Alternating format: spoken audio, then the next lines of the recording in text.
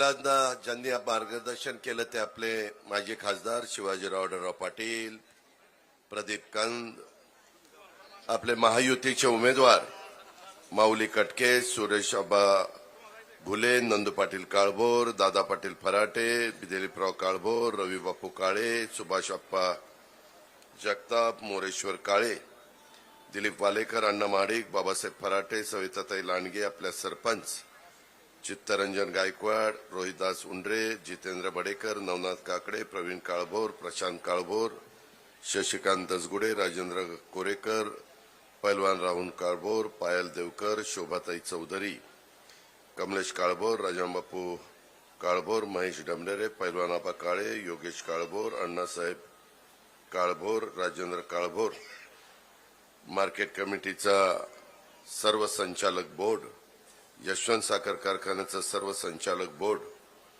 मिलिंद नाना हरगुडे, भरत काळभोर, युवराज काळभोर, सतीश काळभोर, नागेश काळभोर, ज्योती काळभोर, राहुल काळभोर, सीताराम लांडगे, रत्नताई वाळके, गणेश कांबळे, सविता जगताप, बकुळाबाई केसकर, सुभाष काळभोर, प्रकाश आरपळे, राजेंद्र जगदाळे, लक्ष्मणराव केसकर, चारुचला कांचन, सचिन तुपे, गणेश शेलार, दीपक तामाणे, संदीप कुंजीर, संतोष आरगुडे, अमराबा गायकवाड, प्रभाकर जगताप, गणेश सातव.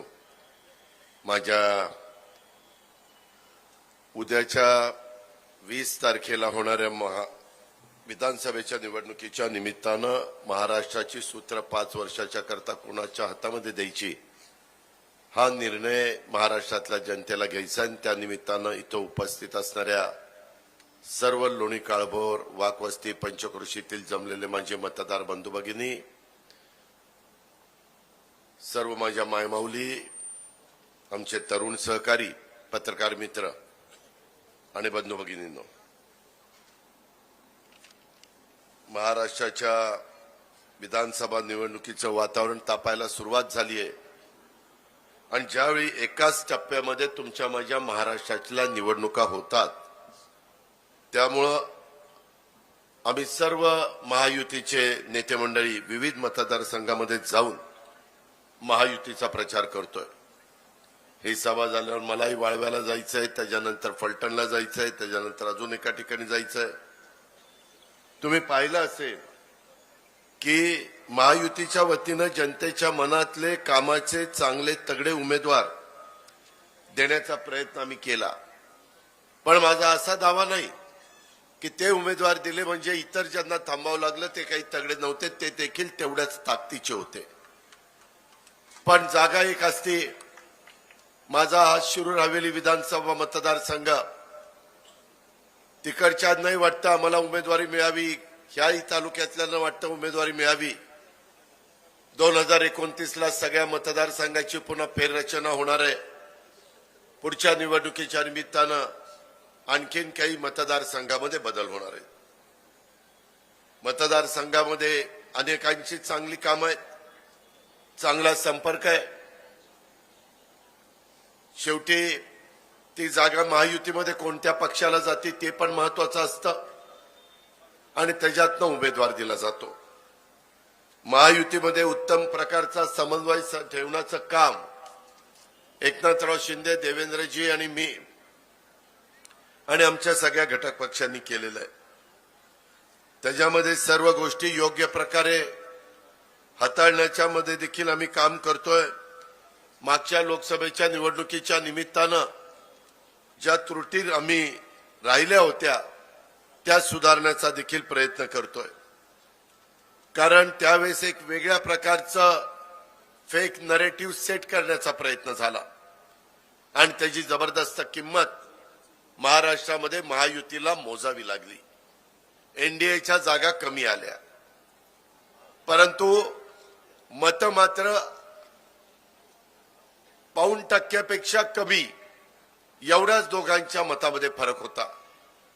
पण त्याचा परिणाम मात्र फार दुर्गमी झाला. आज मी तुमच्या सगळ्यांच्या समोर येत असताना माझ्या आधीच्या अनेक वक्त्यांची भाषणं तुम्ही त्या ठिकाणी ऐकली.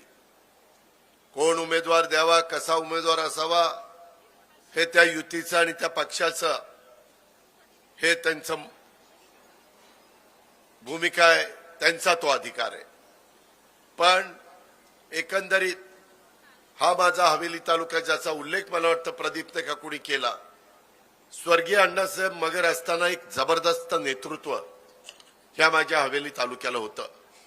नंतर तो हवेली तालुका इतका विखुरला गेला, 4-5 विधानसभा मतदारसंघामध्ये, 6 मतदारसंघामध्ये त्याची विभागणी झाली. आणि आता हवेली तालुक्याला तसं बघितलं तर कुठंच नाव नाही. शिरूर हवेली मतदारसंघ, तिकडं पुरंदर हवेली मतदारसंघ, अशा पद्धतीनं ती नावं सगळी पडलेली आहेत. ठीक आहे, त्यामध्ये जास्त वेळ न घालवता आपल्याला पुन्हा महायुतीचं सरकार राज्यामध्ये आणायचंय. का आणायचंय?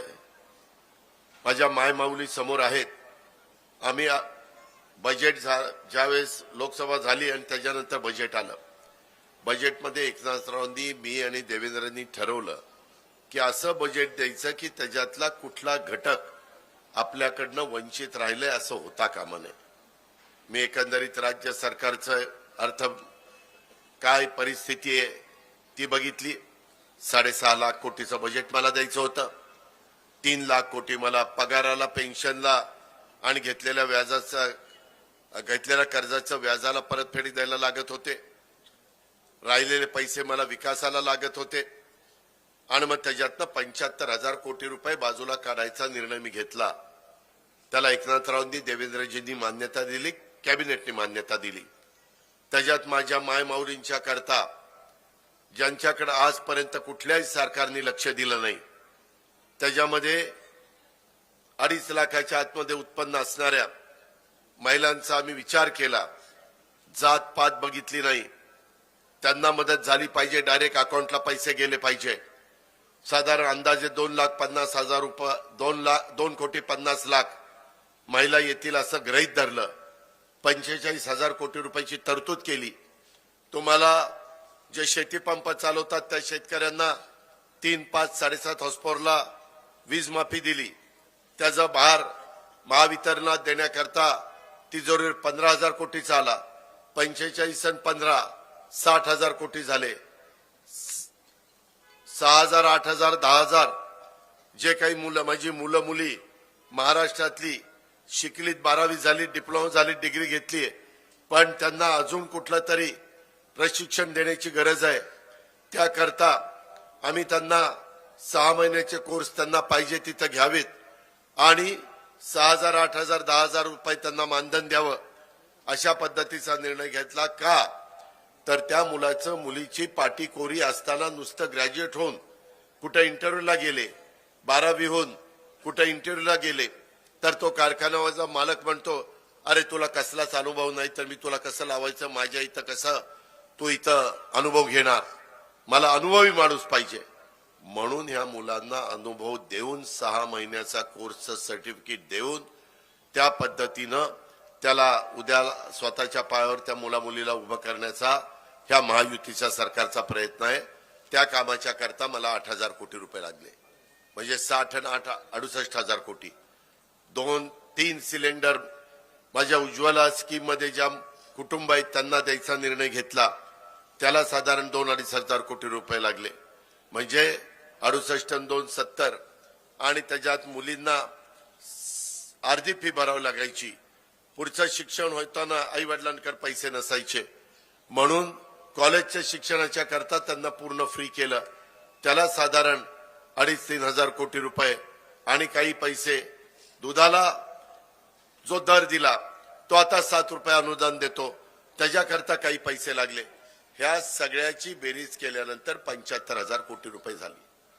माय माऊलींनो, यांनी कोर्टात गेले आणि माझ्या बहिणींची योजना बंद करण्याचा प्रयत्न केला. कोर्टातनं नाही त्यांना टिकलं तर म्हणले आमचं सरकार आल्यानंतर बंद करू. काहींना पीआय करायला सांगितलं. का रे बाबा, तुमच्या का पोटात दुखतंय? आम्ही जर गोरगरीब महिलांना एक आधार देतोय, एक भाऊबीज देतोय, एक रक्षाबंधनाची ओवाळणी देतोय, तर यांना वाईट वाटायचं काय कारण होतं? पण त्यांनी तशा प्रकारचे उद्योग केले. आता माझ्या मायमाऊलींना निर्णय घ्यायचा आहे की आपल्याला, माझ्या शेतकऱ्यांना निर्णय घ्यायचा आहे की पुढे 5 वर्षाच्या करता या सगळ्या योजना चालू ठेवायच्या असतील तर महायुतीचं सरकार आलं पाहिजे. घड्याळ, तिथं कमळ आणि धनुष्यबाण ह्या 3 आमच्या खुणा आहेत महाराष्ट्रामध्ये. इथं आहे ते घड्याळ आहे, शेजारी हडपसरला आहे घड्याळ आहे, अशा दौंडला गेला कमळ आहे. त्याच्या संदर्भामध्ये अशा वेगवेगळ्या ठिकाणी वेगवेगळ्या खुणा महाराष्ट्रामध्ये आहे. माझी तुम्हाला विनंती आहे, आता यांनी काय केलं, मी योजना आणली, एकनाथराव देवेंद्रांनी आणली, म्हणाले यांच्याकडे तिजोरीत पैसाच नाही. मग महिलांना म्हणले की तुम्हाला पैसेच मिळणार नाही. मग म्हणले हा चुनावी जुमला आहे.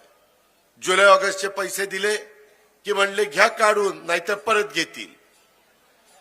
यांच्या काकांनी सांगितलं होतं की भावानी ओवाळणी टाकल्यानंतर बहिणीची पुन्हा ओवाळणी कुणी मागे घेतं, पण काय वाटेल ते सांगायचे.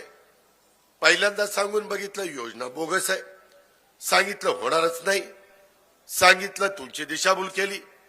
योजना जशी तुमच्या मनामध्ये उतरली तसं म्हणायला लागले अरे काहीतरी आता बदल केला पाहिजे आणि सतत नवीन नवीन नरेटिव्ह त्या ठिकाणी आणण्याचा प्रयत्न केला.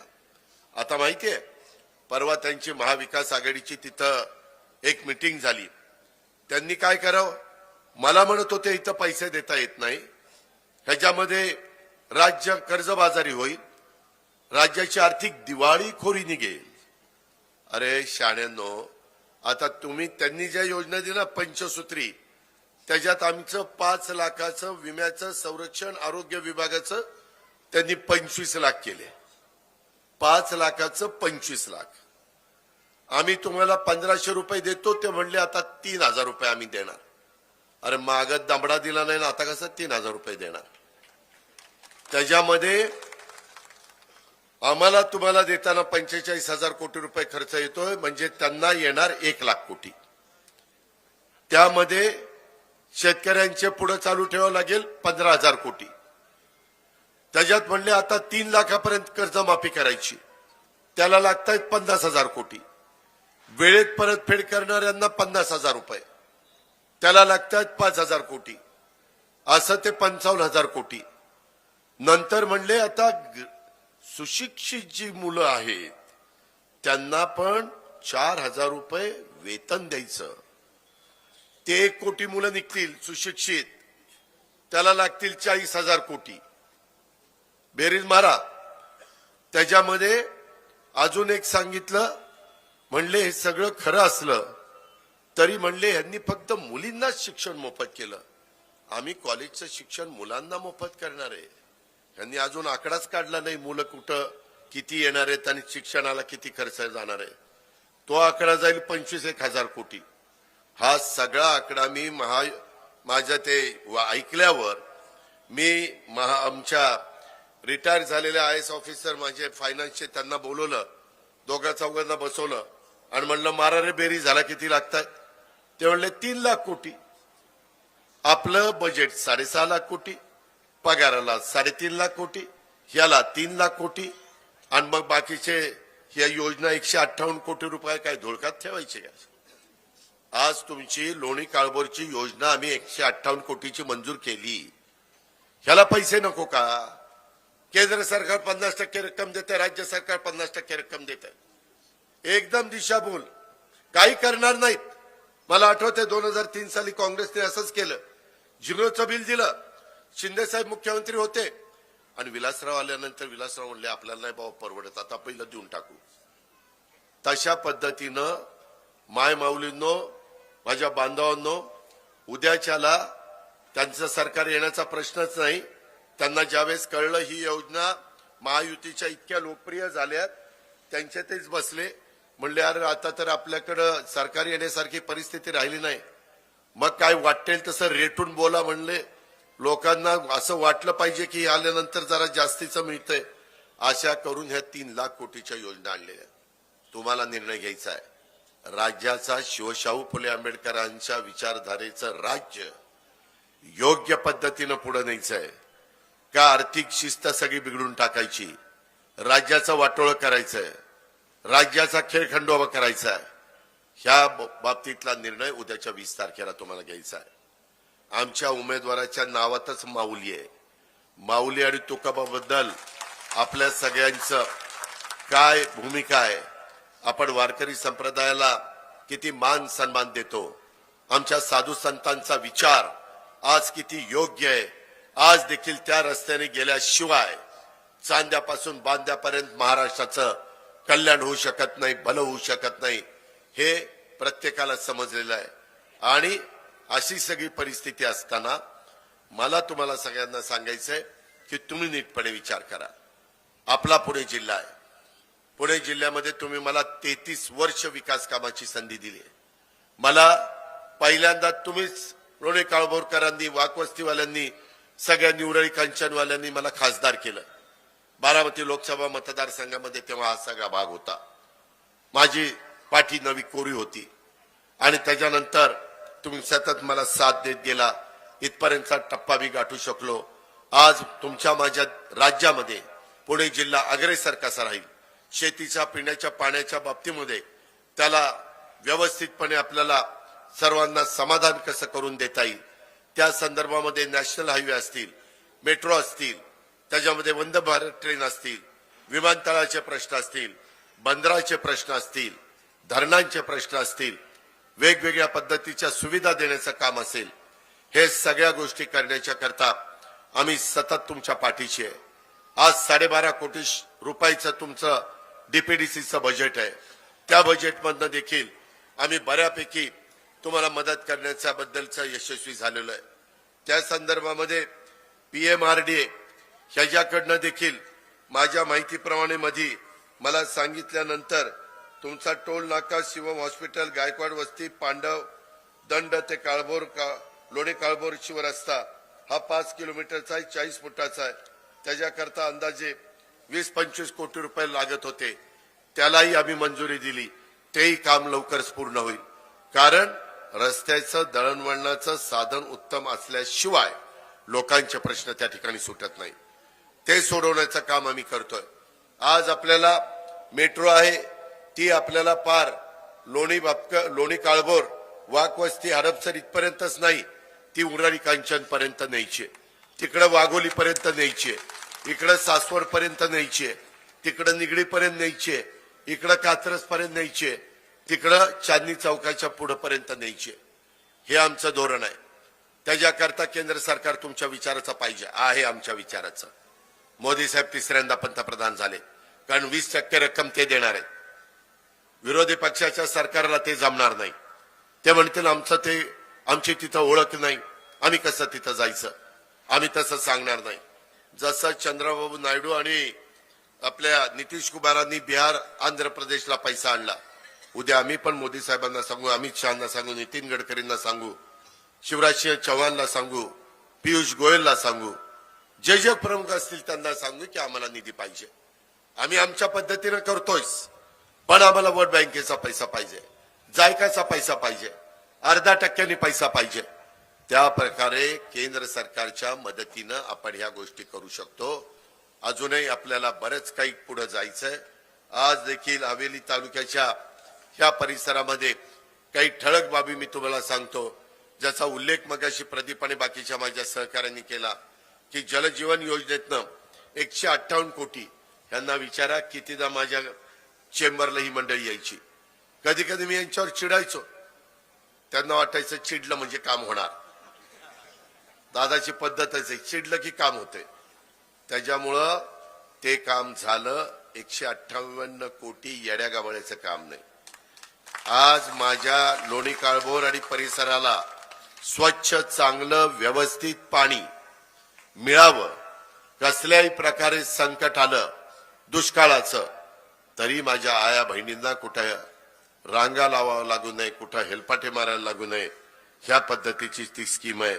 लोणी काळभोरला पोलीस स्टेशनची नवीन इमारतीला 5,86,00,000 रुपये आपण मंजूर केले. 5,86,00,000. हिंगणगाव, खामगाव, टेक नदीवरच्या पुलाला 21,68,00,000 रुपये मंजूर केले, पूल मंजूर केला. कोरेगाव मूळ बिवरीला नदीवरचा पूल 18,20,00,000 रुपये मंजूर केले. आणि पुणे जिल्हा नियोजन समितीच्या माध्यमातून देखील 30 कोटीची कामं दिली आणि डीपीडीसीच्या माध्यमातून देखील कामं दिली. आम्ही कामाची माणसं आहोत. आम्ही कामामध्ये कुठं कमी पडणार नाही. समोरच्या जे काही उमेदवार आहेत त्यांना जास्त महत्व द्यायचं कारण नाही. कारण तुम्ही म्हणाल मागच्या वेळेस तूच मत मागायला आला ना, आता कसा बोलतोय. मागच्या वेळेसची परिस्थिती वेगळी होती. मी त्याच्या संदर्भामध्ये बघितलं, त्यांनी शिरूर तालुक्यामध्ये सगळीकडे डंका पेटला की घोडगंगा कारखाना अजित पवारने बंद पाडला. जर मला हा कारखाना बंद पाडायचा असता तर घोडगंगेच्या आधी मी पहिला व्यंकटेश कृपा बंद पाडलेला असता. तुला माझी कृपा दाखवली असती. त्याच्यामध्ये उगीच काहीतरी माझ्या नावावर पावत्या का रे बाबा फाडतो. भावकी उन्हाची वाटेकरी असती मग एवढं मला माहिती आहे. पण अशी बदनामी करायला का लागला. त्याच्या आधी तर दादा सारखा माणूस नव्हता. दादा दादा दादा. आता काय झालं त्याला. ठीक आहे. आता मला एवढंच सांगायचंय की तुमच्या इथले काही महत्वाचे प्रश्न आहेत. एक म्हणजे तुमचं वैभव. अनेकांनी सांगितलं की आम्हाला निवडून द्या, आम्ही निवडून आल्यानंतर यशवंत सहकारी साखर कारखाना सुरू करू. इथं सुभाषराव आहेत, ते मोरेश्वर पण आहेत, बोर्डातले सहकारी आहेत. ते प्रयत्न करतायत. तिथं अडचणी आहेत. म्हणजे पीएमआरडीएचं तिथं नेमकं कारखान्याच्या जागी आरक्षण पडलंय. ते आरक्षण आपल्याला काढावं लागेल. आपण काढू, तेवढी आपल्या धमक आहे. त्याच्यानंतर वन टाइम सेटलमेंट करायची. आचारसंहिता लागायच्या आधी सुभाषराव माझ्याकडे 2-3 वेळाला आले. साखर आयुक्त, नंतर फायनान्स, प्लॅनिंग, सहकार, ह्या सगळ्यांना सांगून त्याच्यातनं आपण बऱ्याच काही गोष्टी अंतिम टप्प्यामध्ये आणलेल्या आहेत. आपल्याला त्या संदर्भामध्ये काही बँकांशी बोलून बाकीच्या गोष्टी कराव्या लागणार आहेत. मी अशा अडचणीमध्ये असणाऱ्या अनेक गोष्टी करून दाखवलेल्या आहेत. केंद्राची मदत घ्यावी लागेल, कारण एनसीडीसी केंद्राच्या हातात आहे. केंद्र सरकारमधले सहकार मंत्री अमित शहा आहेत. त्यांचे आमचे अतिशय जवळचे संबंध आहेत. आम्ही त्यांना हक्काने सांगू शकू, अमित भाई, त्या भागातल्या माझ्या हवेली तालुक्याचं असणारं वैभव हे मधल्या काही चुकांच्यामुळं अडचणीमध्ये आलं. कुठंतरी काहींच्या चुका झाल्या, त्याची किंमत कारण नसताना माझ्या तिथल्या सभासदांना मोजावी लागती. आणि म्हणून तिथं आम्हाला मदत करा. ते मदत करतील. बँक आपली राज्य सरकार गॅरंटी देईल आणि ह्याच्यातून आपण बाबांनो पुढे जाऊ आणि तशा पद्धतीनं ते काम मार्गी लावू. तुम्हाला माहिती आहे, मी उदाहरण देतो. सोमेश्वर कारखाना असाच डबगेला आला होता. मी 91 का 92ला ताब्यात घेतला. त्यावेळेस सगळ्यांनी मला सांगितलं. त्यावेळेस काय झालं, त्या मिटिंगला मी कुठनं तरी आलो. माझ्याबरोबर थोपटे साहेब होते, मदन बापना होते, बापूसाहेब तिटे होते, मी होतो आणि बहुतेक कृष्णराव भेगडे असतील. आम्ही 5-6 जण होतो. आम्ही तिथं सभा घेतली. सगळे म्हणले, अरे ही कारखाना येणार नाही, कशाला उगीच दगडाला धडका मारतो. पण लोकांनी तो कारखाना ताब्यात दिला. कारण माझ्या माळेगावचा भाव 600 होता आणि त्यावेळेस सोमेश्वरचा भाव 300 होता. लोकांना एवढी मोठी तफावत सहन झाली नाही. कारखाना दिला. तेव्हापासून कारखाना ताब्यात आहे. आज 3571 रुपये भाव दिलाय आणि माळेगावचा 3636 रुपये भाव दिलाय. राज्यात एवढा भाव कोणी दिला नाही. हे काही खायचं काम नाही. उद्याच्याला शिस्त आर्थिक लागून काटकसर करून हे भाव निघत असतात आणि त्या प्रकारे आम्ही करून दाखवलं. जो कारखाना डबगईला आलेला होता तो पहिल्या 5 मध्ये भाव द्यायला लागलेला आहे. त्या पद्धतीनं आपल्याला काही कठोर निर्णय घ्यावे लागतील. ज्यावेळेस एखादं आजारीपणातनं कुणाला बाहेर काढायचं असेल, अतिशय अडचणीतनं कुणाला बाहेर काढायचं असेल, तर त्याबद्दल फार कठोर भूमिका घ्यावी लागती. तर ते घडतंय. त्या प्रकारे आपण यशवंतच्या बाबतीत करू. तीच गोष्ट घोडगंगेच्या बाबतीमध्ये देखील इथं दादा पराठे आणि बाकीचे सगळे माझे सहकारी इथं सभेच्या निमित्तानं आलेले आहेत. त्यांना मला सांगायचंय, ते तर ह्याच्यापेक्षा सोपं काम आहे. मुळात तिथं ऊस भरपूर आहे. मुळात तिथं आर्थिक शिस्त बिघडवली. तिथं कोजन आणि या पट्ट्याने काय केलं, ते नीटपणे करून त्या तरुण मुलाला त्याच्यात चेअरमन करायला पाहिजे होतं. पार त्याला कारखाना अडचणीत आणला आणि पोराला सांगितलं, बघ तू, अरे त्याला काही माहिती नाही, त्याला काही अनुभव नाही, ते नवाट पोरग आहे. आणि बंद पडलेला कारखाना मुलाला दिला. त्याच्यामध्ये त्यापेक्षा चालू कारखाना दिला असता तर आम्ही समजू शकलो असतो. पण हीच बाबा चालू असल्यामुळे चालू कारखाना कसा दिला, ती परिस्थिती झाली. मला आपल्याला सगळ्यांना सांगायचं, तिथं पण काही अडचण नाही, फार जवळ ऊस आहे आणि तिथंही एनसीडीसी वगैरे मदत लागेल, ती पण घेऊ. कोजन आहे, डिस्टिलरी आहे, शुगर फॅक्टरी आहे, त्याच्यामुळं ती अडचण येणार नाही.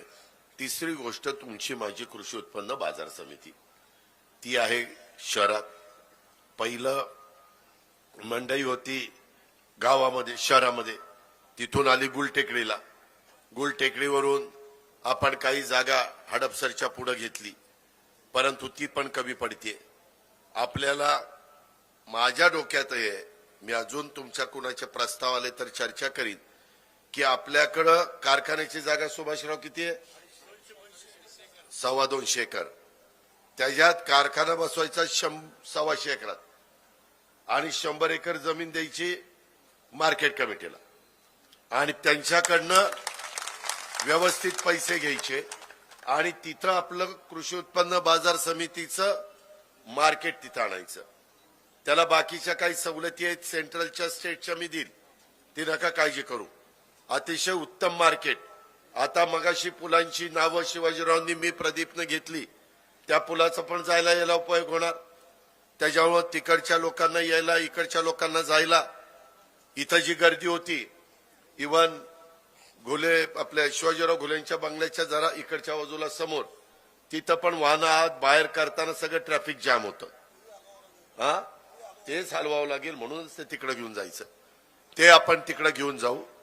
आणि इथं वाटल्यास एक वेगळी मंडई, नुसतं लोकांना आपलं आपलं भाजीपाला, फळं बिळं घेण्याच्या करता, कारण हाही भाग वाढलाय.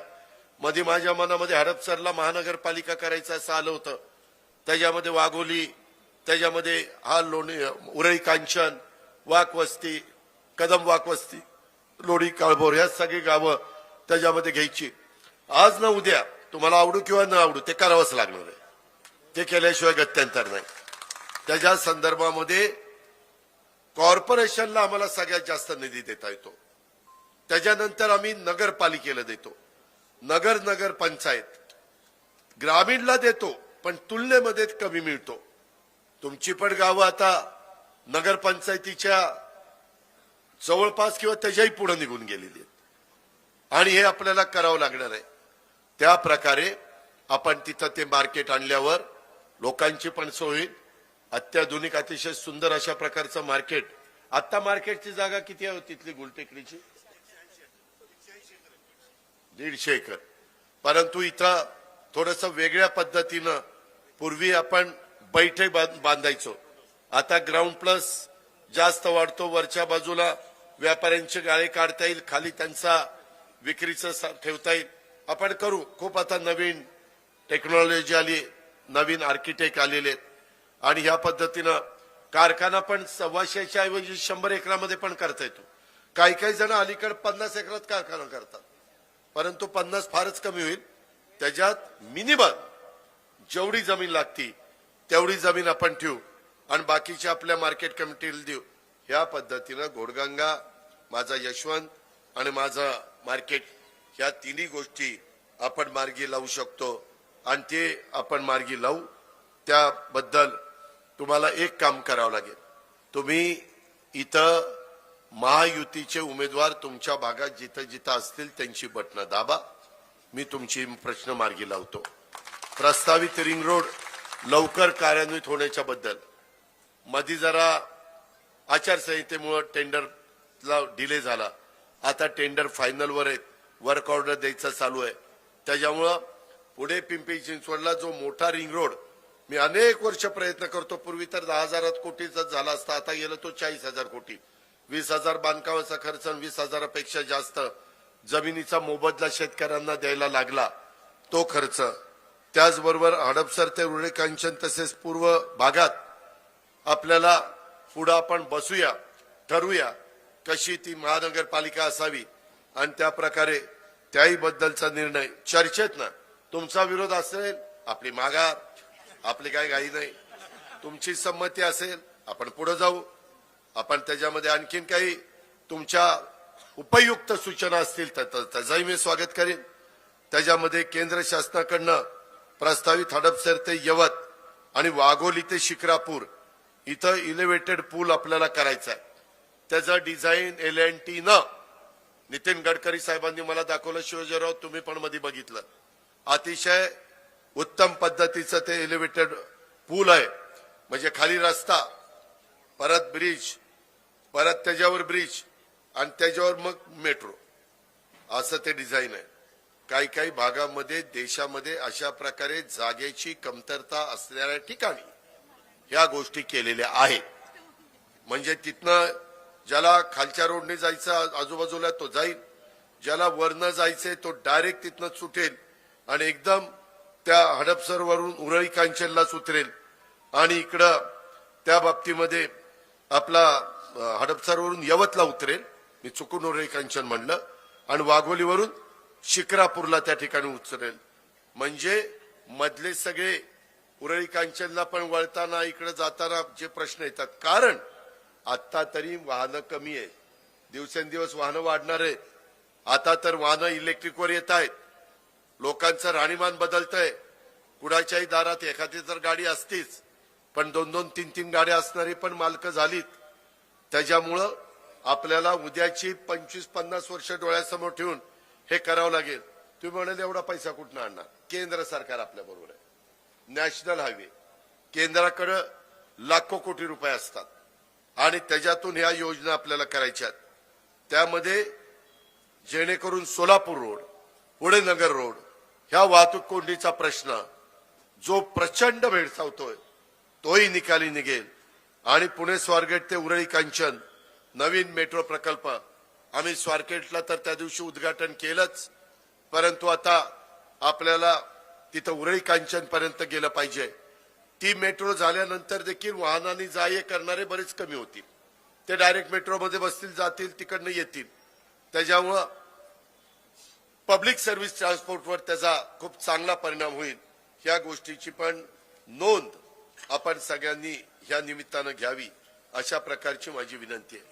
दुसरी गोष्ट, मगाशी मला वाटतं माऊलीने बोलत असताना सांगितलं, तो तुमचा विषय नाही, तो माझ्या शिरूरवाल्यांचा विषय आहे. चासकमान 72च्या काळामध्ये कॅनॉल झाला, सगळा कॅनॉल पाझरतोय. त्याला लाईनिंग करायचंय. लाईनिंग केल्यानंतर टेलला पाणी एकदम झटपट येणार, कोणाला काही त्रास होण्याचं कारण नाही. पाण्याची बचत होणार, पाण्याच्या पाळ्या वाढणार, शेतकऱ्यांना त्याच्यात मदत होणार. ते जसं चासकमानचं आता आम्ही ठरवलंच आहे, इथनं पुढं कॅनॉल नाही, बंद पाईपलाईन. परंतु आहे त्या कॅनॉलला बंद पाईपलाईन टाकायचा खर्च करण्याच्या पेक्षा लाईनिंगचा खर्च करू आणि त्याच्यातनं काही बचत करून ते काम पूर्णत्वाला नेऊ. तीच गोष्ट आपल्या खडकवासल्यामधनं फुरसुंगीला बोगद्याच्या कामाचं टेंडर अंतिम टप्प्यामध्ये आहे. सगळा खडकवासला ते फुरसुंगी हा कॅनॉल नंतर आम्ही महानगरपालिकेला देऊ. त्याच्याबद्दल टीडार घेऊ, काय घ्यायचं ते करू. आणि रस्ता अतिशय चांगला होईल. जिथं जास्त रुंदी असेल तिथं इतर सुविधा देण्याच्या बद्दलचं काम आपण करू. आणि जो आत्ताच्या रोडवर परिणाम होतो, लोड येतोय, तो लोड देखील आपला कमी होईल. आता मला चिठ्ठी आली, खडकवासला धरणातनं पाणी सोडावं, पिण्याचा पाण्याचा प्रश्न आहे. माझ्या माहितीप्रमाणे 1-2 दिवसामध्ये त्याची मीटिंग मला वाटतं विभागीय आयुक्तांनी लावली. मला आता कालवा सल्लागार समितीची मीटिंग आचारसंहिता असल्यामुळे लावता येत नाही, परंतु प्रशासनाला त्याबद्दलच्या गोष्टी करता येतात. प्रशासन त्याबद्दलचा योग्य निर्णय घेईल, एवढीच खात्री मी तुम्हाला ह्या कामाच्या बद्दल त्या ठिकाणी देऊ इच्छितो. मित्रांनो, इतर वेगवेगळ्या पद्धतीच्या अनेक गोष्टी आहेत. काहींनी सांगितलं की दादा यशवंत कारखाना चालू करा, रिंग रोडची अंमलबजावणी करा. ते सांगितलं, स्थानिक शेतकरी वर्गाच्या शेतीमालाला हमीभाव द्या. मी आपल्याला सांगतो, मागे आम्हाला कांद्याच्या बाबतीमध्ये शिवाजीराव आढळराव पाटील आणि मी आणि इतर उमेदवारांना त्याची जबरदस्त किंमत मोजावी लागली. निर्यात बंदी होती, आम्हाला ती उठवता येत नव्हती कारण आचारसंहिता होती. त्याचा फटका नाशिक पासून, नगर पासून, पुण्यापासून, सोलापूर, सातारा सगळीकडे बसला. आता मात्र आम्ही त्यांच्या मागे लागून कांदा निर्यात बंदी उठवली. कांद्याला भाव चांगला आहे, आता लोकांना 2 पैसे होत आहे. तुम्ही काळजी करू नका. आम्ही MSP पण ऊसाची वाढवून घेतोय. आमचं अमित शहांच्या बरोबर चर्चा झालेली आहे. आपले केंद्र सरकारशी संबंधित असणारे आयात निर्यातीचे प्रश्न आणि आधारभूत किमतीच्या संदर्भातले प्रश्न, हमी भावाचे प्रश्न, याबद्दल सर्व प्रकारे सहकार्य. काल पंतप्रधानांची पण धुळ्याला, नाशिकला मीटिंग झाली. तिथं पण मला वाटतं 12,000चे 15,000 रुपये त्यांनी त्या ठिकाणी केले. ह्या प्रकारे माझा शेतकरी, आम्ही शेतकऱ्याला 0% व्याजाने कर्ज पुरवठा करतोय. PDCC बँक तुमची उत्तम चाललेली आहे, तिथं कुठेही आम्ही अडचण येऊन देत नाहीये.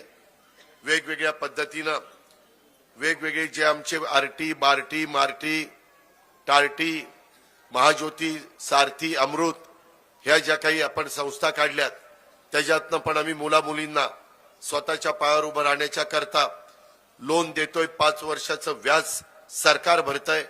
त्याच्यातनं पण मोठ्या प्रमाणावर माझ्या तरुण तरुणींना मदत होतीये. शेतीमालाचं नियोजन करून विक्री कामी प्रोसेसिंग युनिट तयार करणं. आपण मार्केट इकडे आल्यानंतर ह्या प्रोसेसिंग युनिटच्या बद्दल पण केंद्र सरकारचं पण त्याच्यात धोरण आहे आणि राज्य सरकार पण त्याला मदत करेल. मी आता काही माझ्या सहकाऱ्यांना माहिती असेल, बारामतीमध्ये 42 कोटीचा एक प्रकल्प त्या ठिकाणी केला. परवाच मी त्याचं उद्घाटन केलं. हे करता येतं. पुण्यात तर मी जास्त कोटीचा त्याचा मदत त्या ठिकाणी तुम्हाला करीन. नवीन रोजगार उपलब्ध करून नवीन पिढीला रोजगाराची संधी, मोठे मोठे उद्योग हे आपल्या भागामध्ये येण्याच्या दृष्टिकोनातनं आपण उद्योगधंद्यांना पोषक अशा प्रकारचे निर्णय घेतलेले आहेत आणि त्या प्रकारे आपल्याला तिथं मदत होते. आणि म्हणून मित्रांनो, मी आपल्याला सगळ्यांना सांगेन, आम्ही अतिशय चांगल्या पद्धतीनं ह्या राज्याचा कारभार पुढे नेण्याचं काम करतोय. आम्ही करून दाखवलेलं आहे. पुढे पण करण्याची धमक आणि ताकद आणि प्रशासनावर पकड ही आम्हा लोकांची आहे. त्याबद्दल आपण तिळमात्र शंका त्या ठिकाणी मनामध्ये बाळगू नका. आणि हे जे काही आता आरोप प्रत्यारोप चाललेत, काही जण काही वेडवाकडं बोलतोय, वास्तविक वेडवाकडं बोलण्याचं काही कारण नाही. काही जण दिशाभूल करतात.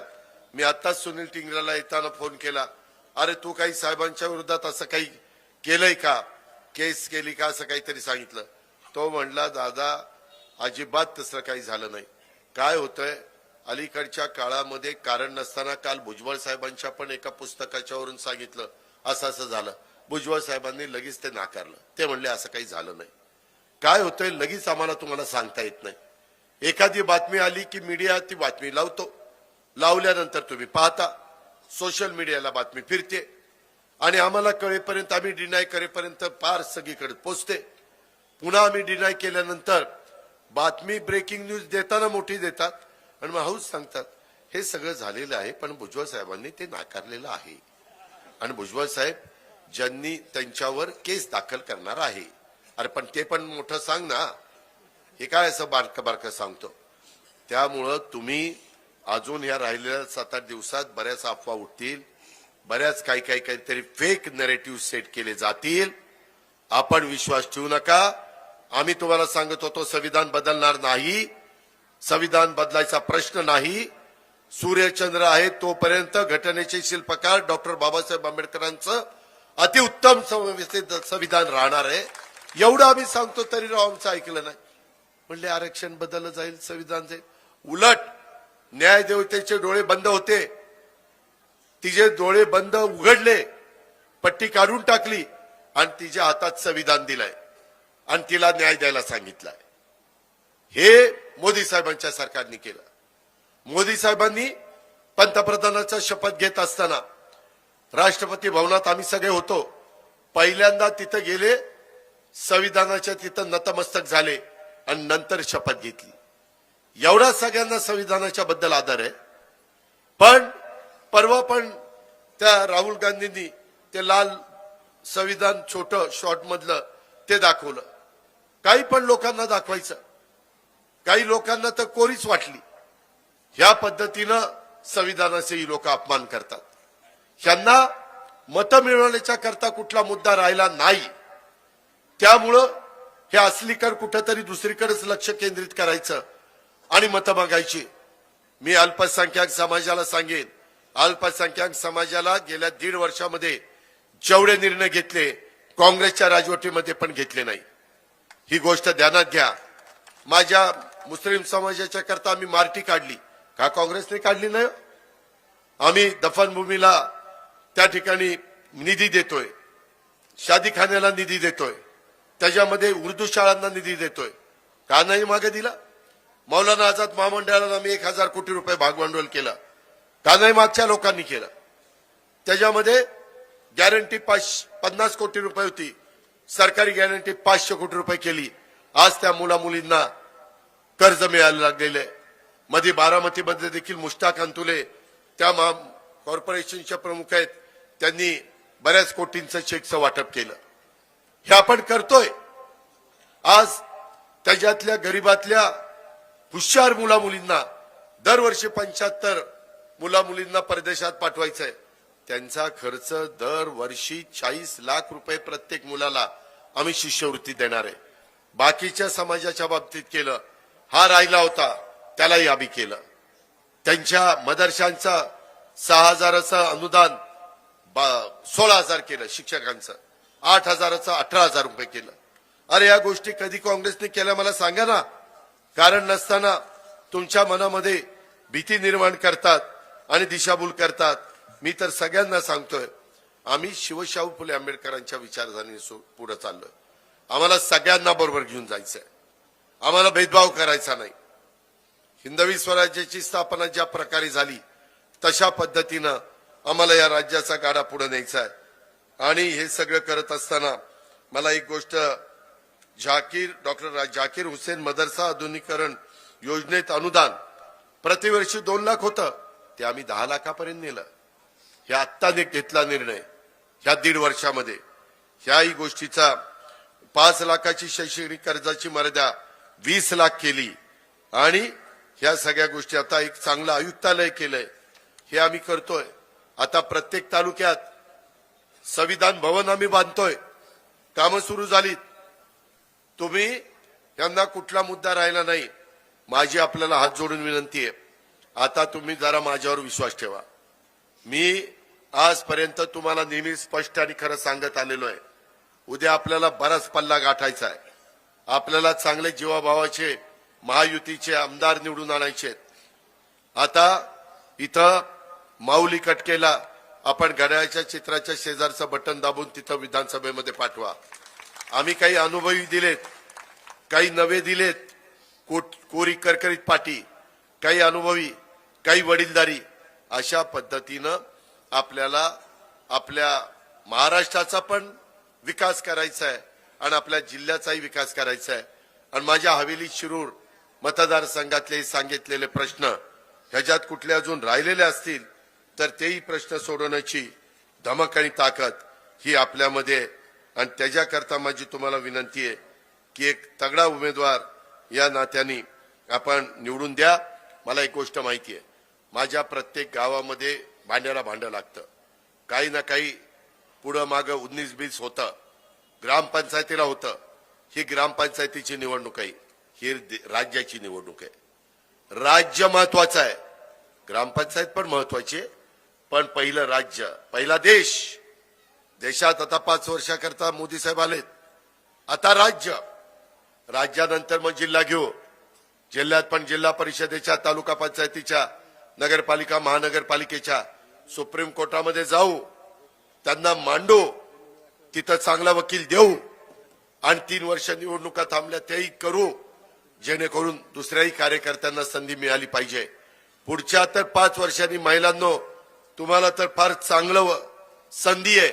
काय की पुढच्या वेळेस 1/3 महिला विधानसभेत जाणार आहे, लोकसभेत जाणार आहे. महाराष्ट्राच्या विधानसभेत 96 महिला, 288 तर आहेतच. त्याच्यात तुम्ही जाल ते तुमचं म्हणजे तुम्हाला तो अधिकार. पण त्याच्या व्यतिरिक्त 96 महिला येणार आहे आणि सेंट्रलला 543 पैकी 1/3 महिला जाणार आहे. ह्याही गोष्टीचा विचार आपण करा. आपण सगळ्यांना न्याय देतोय. आज हे सगळं होत असताना मी अनेकदा वेगवेगळ्या कार्यकर्त्यांना संधी देण्याचा प्रयत्न केला. प्रदीपला पण वाटत होतं. खरं तर मी तुम्हाला सांगू का, इथं माऊलीचाही नंबर नव्हता आणि प्रदीपचाही नंबर नव्हता.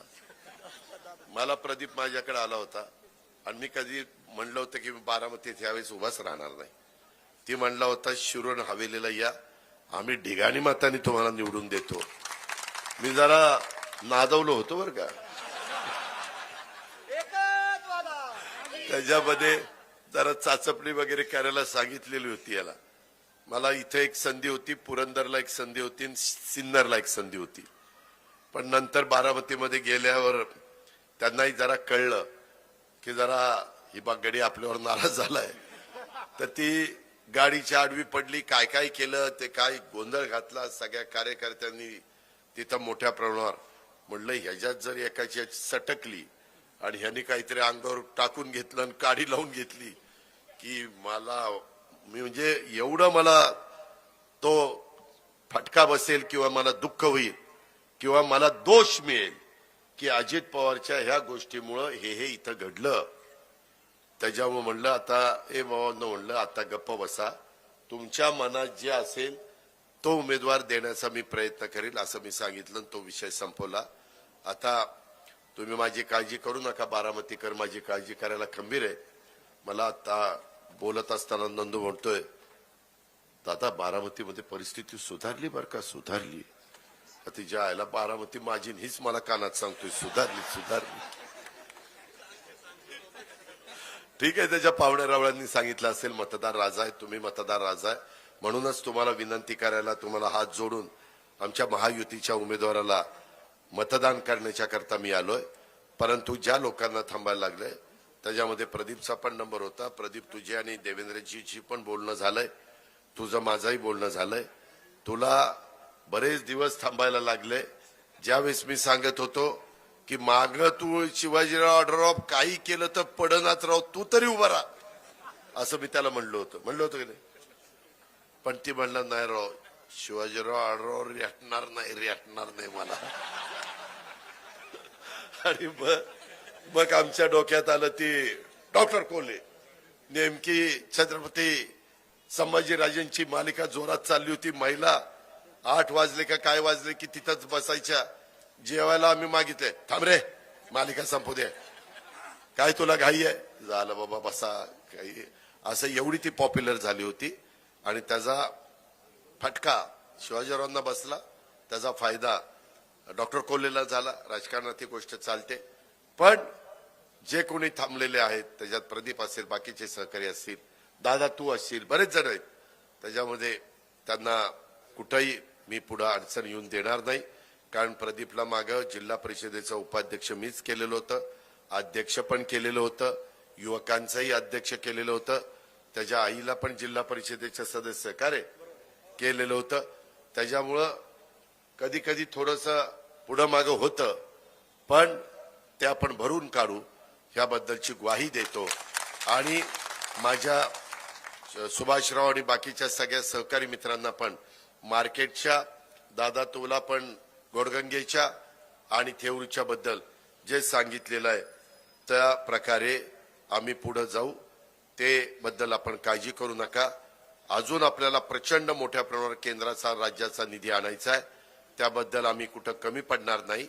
आम्ही हजारो कोटी रुपयाचा निधी वेगवेगळ्या तालुक्यांना दिलेला आहे. ही गोष्ट खरी आहे. उद्याच्याला माऊलीला पण त्या ठिकाणी निवडून द्या. काही हजार कोटीचा निधी ह्या शिरूर हवेली मतदारसंघामध्ये देखील मी मागच्या वेळेस मला 5 वर्षात 3च वर्ष कामाला मिळाली. 1 वर्ष करोनात गेलं, 1 वर्ष विरोधी पक्षात होतो. तरी काही माझे आमदार 3-3 हजार, 4-4 हजार, 5-5 हजार कोटीला पोहोचले. त्याच्यामुळे मी एवढंच सांगतो, त्याला तुम्ही निवडून द्या. मी तुम्हाला ह्या विधानसभा मतदारसंघात 5 वर्षात 5,000 कोटी रुपये विकास कामाला दिल्याशिवाय राहणार नाही, ही खात्री मी आपल्याला देतो. आणि मी परत माझी सभा होणार नाही, माझी शिरूरला सभा होईल. पण अजून काही कुणी खोटं नाटं सांगितलं तर त्याच्यावर काही विश्वास ठेवू नका, एवढी आग्रहाची नम्रतेची कळकळीची विनंती करतो. आणि प्रचंड मोठ्या ताकदीनं महाराष्ट्रात महायुतीचं सरकार आणा आणि आम्ही सुरू केलेल्या योजना त्याचा लाभ पुढच्याही 5 वर्षाच्या करता घ्या, अशा प्रकारची विनंती करून थांबतो. जय हिंद, जय महाराष्ट्र.